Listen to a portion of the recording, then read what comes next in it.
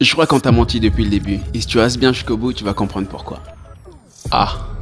On nous a toujours dit que la pénicilline avait été découverte par Alexander Fleming, totalement par hasard, mais c'est pas tout à fait ce qui s'est passé. Non. Parce que ce vieux Alexander, il est en train d'étudier le staphylocoque doré dans des petites boîtes de pétri. Ce sont des petites boîtes avec du sucre, on va dire, dedans. Et puis un soir, il devait s'absenter pour une longue période, et il a oublié sa boîte de pétri à l'air libre, comme ça, dans la chaleur. Ah, ouais. Sauf que à son retour, ça a poussé. C'était pas du staphylocoque. Non. C'était de la moisissure. Un truc qui était bizarre dedans. Et là, le hasard pouvait s'arrêter là. Le hasard s'arrête là. Parce que il constate effectivement qu'il y a des trucs bizarres dans sa boîte de pétri.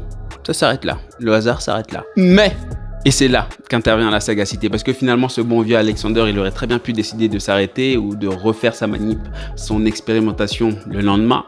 Mais il a été curieux, ouais, très curieux, de savoir ce qui se passait dans sa boîte de pétri, qu'est-ce qui est arrivé à ces staphylocoques dorés.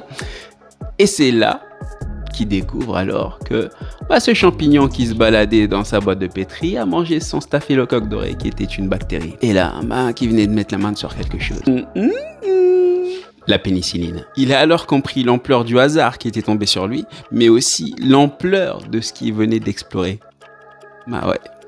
Le hasard, finalement, plus la sagacité, ça donne un autre mot. La sérendipité. Comme énormément de découvertes qui ont été faites, que ce soit en sciences ou même ailleurs, dans d'autres domaines, ou même dans la vie de tous les jours, les opportunités qu'on crée et comment on les explore, c'est pas totalement par hasard.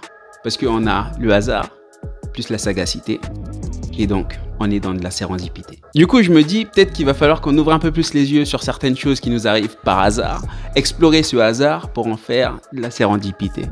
Ah ouais.